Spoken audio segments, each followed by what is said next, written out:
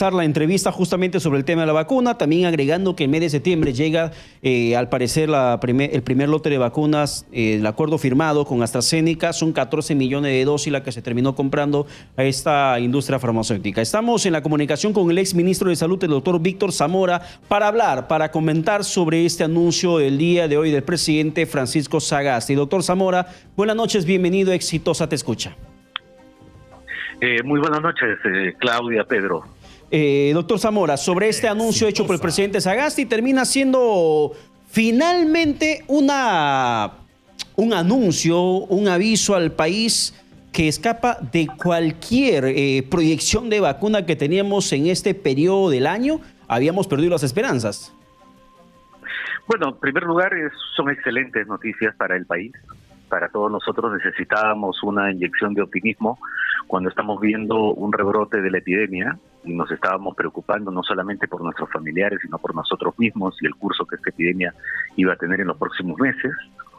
Nos sentíamos desalentados por el hecho de que se había caído un contrato con la empresa Pfizer y no teníamos claridad sobre las otras avenidas que se habían abierto, ¿no? Las relaciones bilaterales con los países como China y Rusia. En segundo lugar, las relaciones multilaterales a través del COVAX Facility. Y tercero, las relaciones con las empresas privadas, especialmente las que ya habían iniciado su investigación en territorio peruano. Ahora, doctor Zamora, buenas noches. Gracias por este enlace. Buenas noches. Lo que intento entender es ¿qué papel ha jugado el señor Sagasti? Porque claro, usted bien señala, teníamos mapeado Pfizer, teníamos en el mapa COVAX Facility, pero increíblemente no teníamos dentro del mapa de las posibilidades más cercanas a Sinopharm, teniendo ya una fase experimental en el Perú. ¿Cuál ha sido este factor diferenciador que ha logrado terminar con una incertidumbre de los últimos meses, más que de los últimos meses, en estas últimas 2 semanas, tras el anuncio de que el Perú no tenía vacunas? ¿A quién se lo atribuimos? Si sabemos bien, Minsa parecía no tener piso. Las cancillerías en los últimos meses han jugado papeles meramente entrampados por la burocracia, si así queremos llamarlo. Bueno, tiene parcialmente la razón en el sentido del entrampamiento burocrático, y creo que ya sobre eso hemos dado bastantes vueltas en el sentido de qué contenía el contrato, quién debió firmarlo, si se debió sacar un decreto de urgencia o no se debió sacar un decreto de urgencia, etcétera. Pero también hay un factor político, la turbulencia que vivimos durante 4 semanas, en las cuales tuvimos 3 presidentes, 3 ministros de Economía, 3 ministros de Relaciones Exteriores, alteró los cronogramas para la firma del documento. Y en tercer lugar, lo que hemos podido saber a través de diferentes medios es que se incorporaron cláusulas que se consideraron inaceptables para la firma del contrato en su versión final. Independientemente de eso, ya el presidente Sagasti era presidente, el contrato se cae y él tiene seguramente que tomar decisiones sobre las únicas 3 alternativas que existen en el mundo.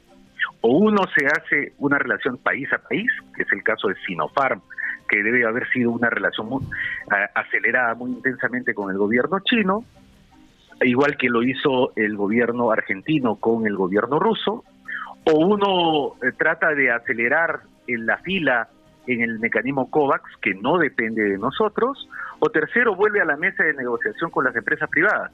Y creo que hay una combinación de las 3, y donde estoy seguro el presidente Sagasti, acompañado de la ministra Macetti y del ministro de Relaciones Exteriores, han acelerado el paso para recomponer lo que se había descompuesto en las últimas semanas entre noviembre y diciembre. Y ahora, doctor Zamora, ¿termina siendo una ventaja el hecho de que Sinopharm está haciendo su fase 3 experimental en humanos aquí en el país? ¿Termina siendo algo, pongámoslo en el contexto, en el sentido natural? Si la industria farmacéutica Sinopharm está haciendo ese estudio entonces en el país, ¿también tendría que facilitarnos la venta de dosis? ¿Es algo normal en ese sentido? Pero por supuesto, eso fue así pensado desde un inicio.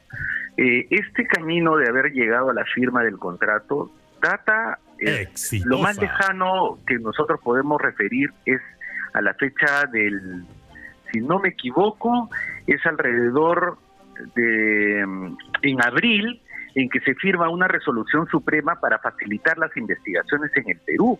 A mediados del mes de abril se firma una resolución suprema, y a esta resolución suprema ingresan al país 4 vacunas para hacer investigaciones en el Perú, que son Sinopharm, CureVac, Oxford AstraZeneca y Johnson.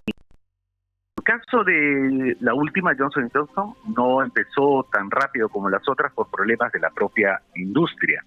Pero en los otros están bastante avanzados. Sinopharm siendo probablemente la primera que junto con la Universidad Cayetano Heredia y San Marcos iniciaron las investigaciones en Perú. Esto ayudó definitivamente a que se pudiese lograr el acuerdo final.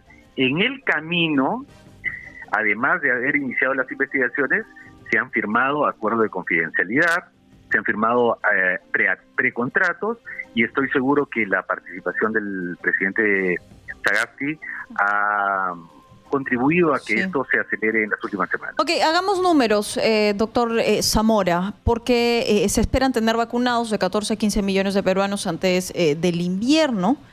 Tendríamos además 38 millones de vacunas, sumado a ello los 13.2 millones de la dosis COVAX Facility que optimistamente llegarían este tercer trimestre. ¿Sería suficiente en lo que aún significa contención para nosotros?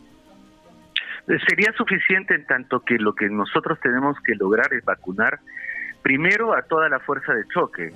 En esto se considera a los trabajadores de la salud y a los trabajadores de la seguridad, llámese policías, bomberos, fuerzas militares que cumplen un rol fundamental en las labores de vigilancia de nuestro país.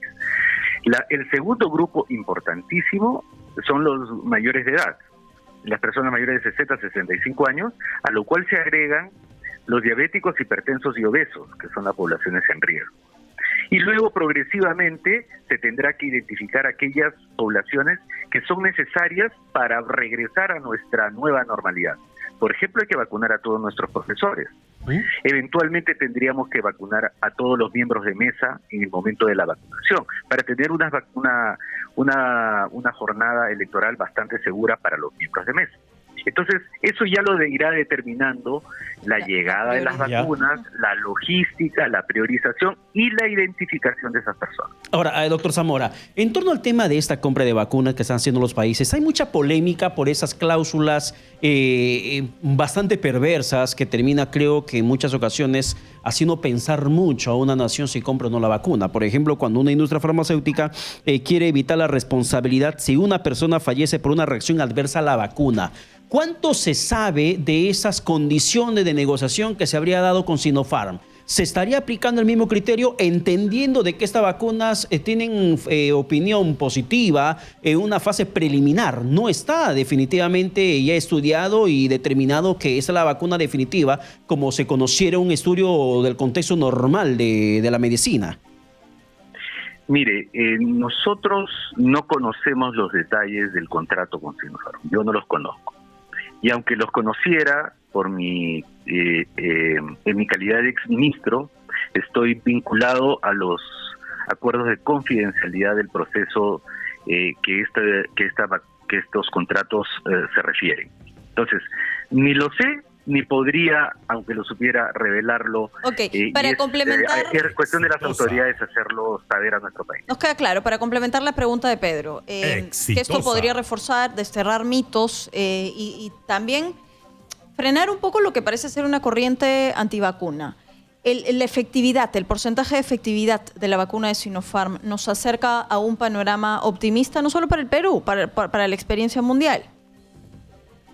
Bueno, los productores de esta vacuna refieren que tiene una efectividad del 80%. Es una efectividad bastante alta si es que nosotros queremos lograr lo que se quiere lograr con la vacunación, que es el efecto rebaño, que es detener la diseminación de esta enfermedad en la población. Entonces, comparado con otras vacunas, se encuentra en el margen de una efectividad bastante aceptable, versus no tener nada. Siempre hay que compararlo, ¿no? Versus qué otro producto. Y creo que es lo mejor que tenemos en este momento. Ya, doctor Zamora. Además, ha demostrado ser otro elemento que hay que tomar en consideración, no solo la efectividad. También hay que considerar la seguridad, ¿no? Y hasta el momento, Sinopharm, en donde ha sido probado, ha demostrado altísimos niveles de seguridad. Claro, regresando a lo que le había planteado, en estas cláusulas que estarían justamente generando bastante polémica y controversia, ¿justifica el hecho de la necesidad de vacunar sin que se tenga ciencia cierta el estudio definitivo de la fase experimental de las vacunas a nivel mundial, correr ese riesgo de que si la industria farmacéutica me dice, ¿sabes qué? Si una persona se te muere por la vacuna que te estoy vendiendo y yo no soy responsable, ¿justifica correr el riesgo? Bueno, lo justifica plenamente tomando en cuenta lo que estamos viviendo a nivel mundial y a nivel del país. Nosotros tenemos una importante cantidad de personas, no solo que han fallecido víctimas de esta enfermedad, sino aquellas que la han contraído, han pasado por la fase severa y se han recuperado.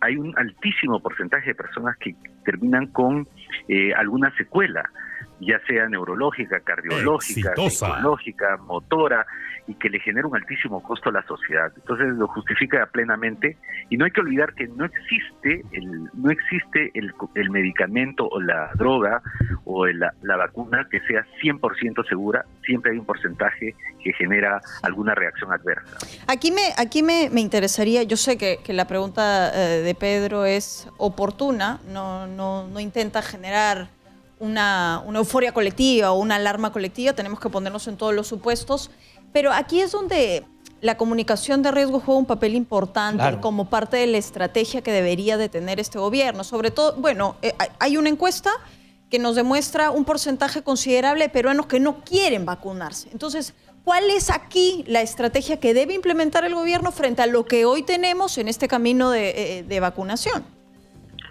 Mire, gracias por tu pregunta, porque yo creo que es clave y abre el otro tema de la discusión hacia el futuro. Ya tenemos vacuna. ¿Qué es lo que nosotros debemos hacer de aquí en adelante? Una es la comunicación de riesgo, que tiene 3 elementos. El primero, enfrentar todos aquellos mitos o mentiras que están relacionadas a la vacuna.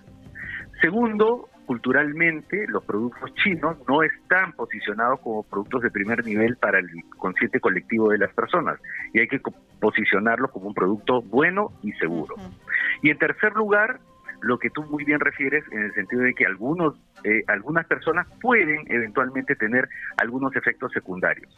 La comunicación de riesgo también debe ser bien clave en las personas de altísima vulnerabilidad, porque ellos necesitan saber dónde van a recibir su vacuna, cómo tienen que ir, qué documento tienen que llevar, a dónde tienen que llamar, porque si no esto va a ser un pandemonio. Entonces la comunicación es absolutamente central. Y ahí permítame la repregunta, doctor Zamora. ¿Tenemos a los componentes esenciales para que lleven a cabo esta estrategia o es momento de convocar a Mario Riorda? Mire, hay que convocar a todos los que haya necesario convocar para lograr el objetivo que nosotros queremos, que es detener esta epidemia. Porque hay otros elementos que los paso a señalar rápidamente. La logística. Lo bueno de esta vacuna es que no necesita una logística de congelamiento tan como la de Pfizer, como Pfizer. Se basa en un sistema logístico que ya nosotros hemos probado, pero que va a requerir movilizar masivamente al país, incluyendo los recursos humanos, especialmente nuestras enfermeras. Y finalmente es organizar la demanda. Cuando la señora María, el señor José tengan que ser identificados en la lista de prioridades.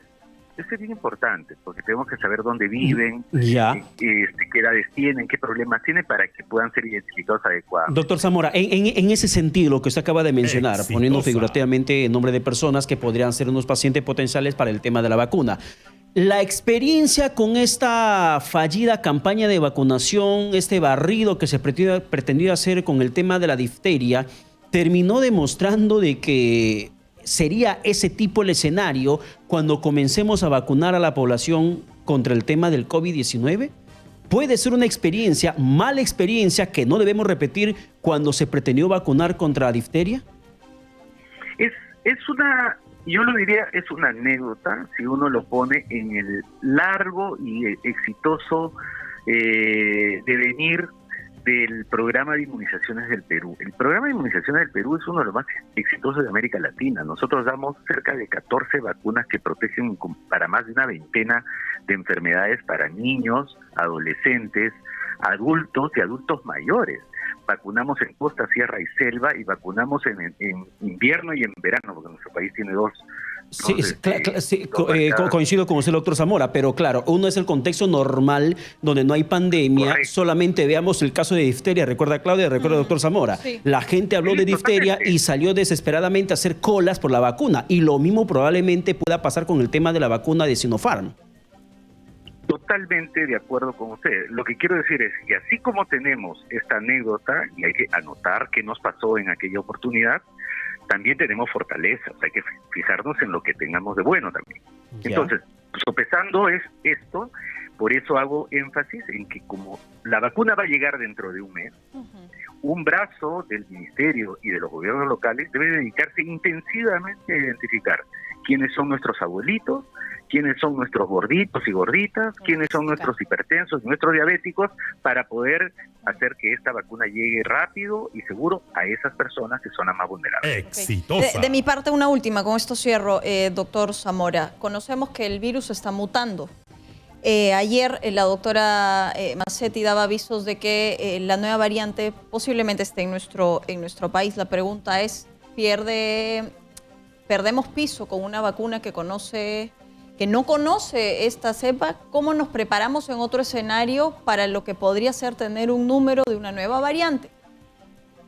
En ningún caso, en ninguna de las vacunas existentes en este momento, ni Pfizer, ni Moderna, Sinopharm, Sputnik, han referido que su vacuna ha perdido de efectividad con respecto a la presencia de la nueva variante del virus, y eso también es una oportunidad para que nosotros avancemos con todo. Ya, En este momento no nos toca más que avanzar. Ya, una pregunta final de mi parte, doctor Zamora. La vacuna de Farvet, pero que el presidente Sagasti también se refirió justamente a la vacuna de Farvet el día de hoy. ¿Termina siendo una esperanza al final del túnel para una vacuna para peruana siempre aquí en el país? Y es una vacuna peruana. Pero por supuesto, aquí nosotros necesitamos dos cosas para esa vacuna. Una primera es que termine su ciclo de evolución hasta la fase 3. Está recién incorporándose a la fase 1, tiene que pasar a la fase 2 y 3 y demostrar su eficacia. Y segundo, cuando ya esté terminada, esperamos que se pueda inyectar recursos al Instituto Nacional de Salud para que tenga la potencia para producirla en los volúmenes que nosotros necesitamos y alcancemos el nivel que tienen otros países para producir inmunobiológicos. Bien. Bien, doctor Zamora, mil gracias por haber estado esta noche con nosotros aquí en Exitosa Te Escucha.